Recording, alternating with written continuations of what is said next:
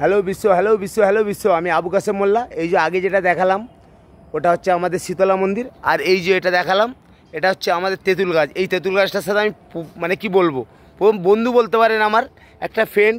আমরা একসঙ্গে বড় হয়েছি, গুলি খেলেছি, এইখানটায় গুলি খেলতাম, এত বড় হয়েছি। এই গাছটা থেকে একটা জিনিস শিখলাম, সেটা কি জানো? আর এইটা আমার জীবনের সর্বশ্রেষ্ঠ স্ট্যাটাস। এর আগে পেছনে আমি এরকম স্ট্যাটাস দিতে পারিনি। বাঁচার একটাই রাস্তা, সেটা হলো নিজে শেখো, বিশ্বের কাজে শেখো। আর মরার একটাই রাস্তা, সেটা হলো লোককে শেখাও, মরলি করো। তো ভাই আমি আর শেখাবো না, মরলি করবো না। আমার বাপের অন্যায় হয়েছে, আল্লাহর কসম, বিসমিল্লাহির রহমানির রহিম, যেটা বললাম আল্লাহ মাথায় সেট করাক।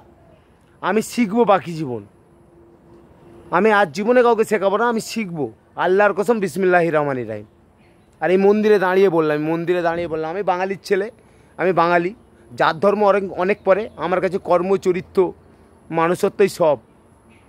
আমি স্বাধীন মানুষ, ইন্টেরিয়ার ও ট্রেডিং করে খাই, ঠিক আছে? আপনারা গোটা বিশ্ব, আপনারা যেটা করলেন, আমাকে মারার রাস্তা করলেন, পুরো মরে গেলাম, হাতে একটা পয়সা নেই। কিন্তু আমি আবু কাসেম মোল্লা বলছি, এর 100 গুণ প্রতিশোধ নেব। আপনারা কেউ সামলাতে পারবেন না। ইট ইজ মাই ব্রেন আর মি। দেখুন আপনারা কী হয়, আমি দেখালাম।